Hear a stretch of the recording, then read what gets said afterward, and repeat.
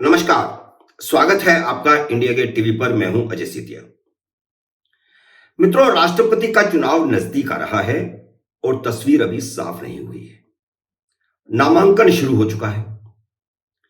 प्रधानमंत्री नरेंद्र मोदी उम्मीदवार का नाम सरकारी तौर पर तय कर चुके हैं।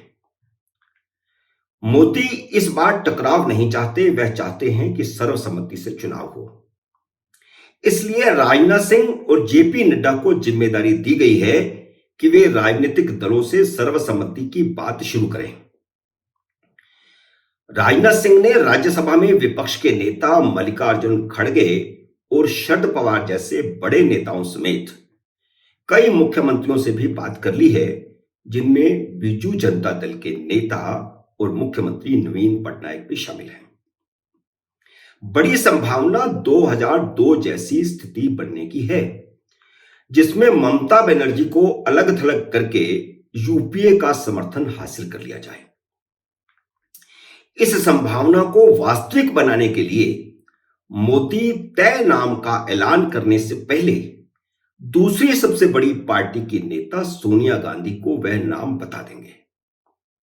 जैसे अटल बिहारी वाजपेयी ने भी 2002 में अब्दुल कलाम का नाम तय करते समय सोनिया गांधी को बता दिया था, और इसका असर यह हुआ था कि कांग्रेस ने अब्दुल कलाम का समर्थन कर दिया था। लेकिन वामपंथियों ने लक्ष्मी सहगल को मैदान में उतारकर चुनाव को सर्वसम्मत नहीं होने दिया। हालांकि लक्ष्मी सहगल को बहुत कम वोट मिले थे और बड़े मार्जिन के साथ अब्दुल कलाम की जीत हुई थी। इस बार वह काम ममता बनर्जी करेगी, जो पिछली बार वामपंथियों ने किया था, और हो सकता है कि वामपंथी ममता बनर्जी को समर्थन दें, जो कि उसका विरोधी दल है बंगाल में। लेकिन अगर विपक्षी एकता के नाम पर यूपीए भी विपक्ष के साझा उम्मीदवार का समर्थन करता है, तो मोदी की चुनाव जीतने की पूरी तैयारी है। संभावना यह भी है कि मोदी का तय किया हुआ नाम कितना भी निर्विवाद हो, कांग्रेस विपक्षी एकता के नाम पर समर्थन न करे। जैसे पिछली बार निर्विवाद रामनाथ कोविंद के मुकाबले कांग्रेस ने अपनी दलित नेता मीरा कुमार को खड़ा करके मुकाबला दलित बनाम दलित बना दिया था। दूसरी तरह एक संभावना यह भी है कि कांग्रेस ममता बनर्जी को औकात में रखने के लिए मोदी सरकार की ओर से सुझाए गए नाम पर सहमति दे दे। जैसे 2002 में वामपंथियों के दबाव के बावजूद कांग्रेस ने अब्दुल कलाम के नाम पर सहमति दी थी और विपक्ष में फूट पड़ गई थी। इसके दो संकेत भी मिले हैं। पहला तो यह कि कांग्रेस ने यह कहकर अरुचि दिखाई है कि उसके दिमाग में कोई नाम नहीं है। दूसरा, खुद ममता पर कोई हमला करने की बजाय यूपीए के सहयोगी डीएमके के प्रतिनिधि टीआर बालू से ममता की बुलाई बैठक में मोदी सरकार के खिलाफ प्रस्ताव पास किए जाने पर आपत्ति दायर करवा दी। तीसरा, यूपीए घटक शरद पवार ने यह कहकर उम्मीदवार बनने से इनकार कर दिया कि वह हारने के लिए चुनाव नहीं लड़ेंगे। चौथा, यूपीए के 3 मुख्यमंत्री एमके स्टालिन, हेमंत सोरेन और उद्धव ठाकरे ममता की मीटिंग में नहीं आए। पांचवा संकेत यह है कि अब इस मीटिंग के बाद उद्धव ठाकरे का बयान आया है। बयान नहीं बल्कि उनका जो मुखपत्र है शिवसेना का सामना, उसके अंदर संपादकीय लिखा गया है, जिसमें यह कहा गया है कि विपक्ष के पास कोई उम्मीदवारी नहीं है, सब उम्मीदवार बनने से भाग रहे हैं, लेकिन प्रधानमंत्री बनने की बारी आएगी तो सब रेस में शामिल हो जाएंगे।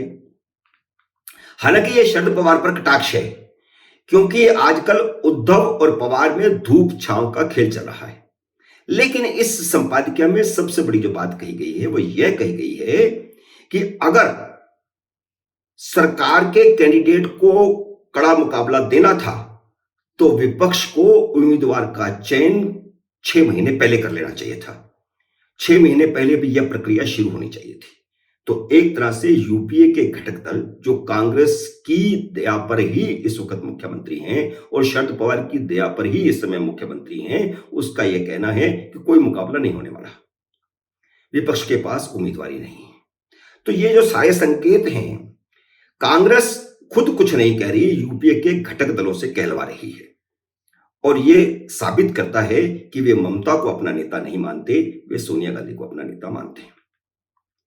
चलिए अपन ममता की कोशिशों पर लौटते हैं। विपक्ष के साझा उम्मीदवार के लिए बुलाई गई मीटिंग में ममता को अपनी औकात में रहने के लिए टीआर बालू के बाद दूसरा संकेत शरद पवार ने खुद दिया, जब प्रेस कॉन्फ्रेंस में अपनी संक्षिप्त सी बात कहकर माइक ममता के हाथ में थमाकर वे उठकर चले गए।